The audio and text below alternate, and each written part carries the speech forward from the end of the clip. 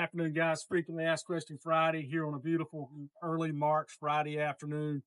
1 week prior to the Savannah Boat Show, we're getting pretty excited about that.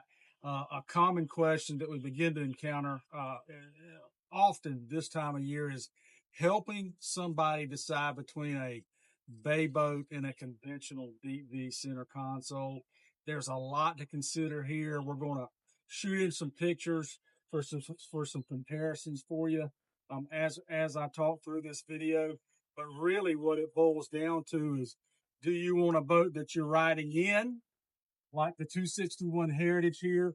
I can reasonably say that I'm in this boat as compared to a bay boat, what I would call a ride-on boat. So what we're talking about is gunnel height or gunwale. You see where Gunwale, gunwale, we call it gunnel. How deep is the gunnel height? You see back here, it's up here mid upper thigh on me, and that's in the rear of the boat. In the lowest place, it gets even deeper up front. What are the positives and the negatives of having high gunnels or high gunwales? The positives, of course, with high gunnels is you have the feeling of being in the boat, having boat around you. A lot of people like the stability and the nature of that stability. When they're in the water, they may be a bit nervous about being in the water. But physically, what does it do for you? Higher gunnels are going to keep the spray off of you. These bigger boats, these offshore style conventional center consoles are designed to go offshore where splash and spray is a real common thing. So the gunnels or the sides of the boat are higher than they would be, say, in a typical bay boat that is more designed to be kept inshore where the water is a good bit smoother. So it's a dryness thing in this particular case. Also, too, you'll notice here in the stern or the rear of this 261, again, a conventional center console, there's really not much or any of a deck back here. This is designed to be fished all the way to the back of the boat, and not necessarily, though you can stand on the couched area here if you remove the cushions. There's not really a rear deck. Moving forward, Kelsey, we'll go up here to the front. You got the nice deep U-shaped seating up here up front. You see how deep it is here. We're talking, it's hip high on me here, waist high here.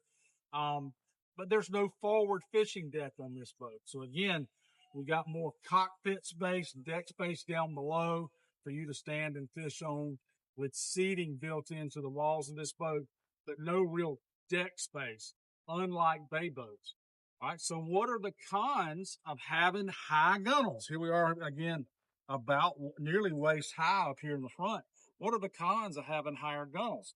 Well, when you're at anchor or you're at rest and you're trying to fish in a spot, the higher gunnels on the side will make it easier for the wind to have its way with you. The wind can push a boat with higher gunnels around much easier than it can push a boat with lower gunnels around. So that's the drawback of having the higher sides. Oftentimes when we're fishing inshore, and the wind's blowing, we don't want to be blown into the side of the creek or the river that we're fishing in. We don't want to be blown into the oyster shells, and so a higher sided boat can be harder to manage in inshore water. So that's another piece of which is going to be better for you and your family. Finally, these offshore conventional style boats typically have a deeper V on them. So that's designed to cut and slice water so that this is a smoother ride through rougher waters. The drawback there is they typically have a bit more draft, both static draft with the motors tilted up and underway draft.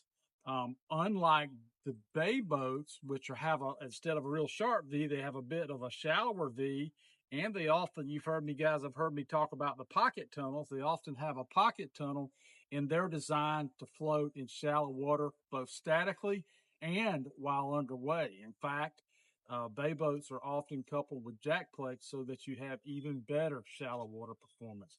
So if you're trying to make a decision and you know that you're going to be using a boat primarily in shallower water, it may make more sense to have a bay boat.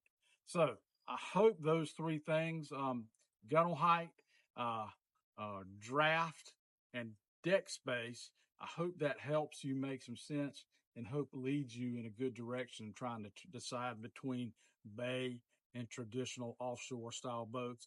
We have, fortunately, both styles in stock here. We certainly have sportsmen in the bay style, and we have sportsmen in the conventional center console style, and we have Pathfinders. Thanks for checking us out. For Custom Marine, we'll see you at Savannah Boat Show next weekend. Come see us.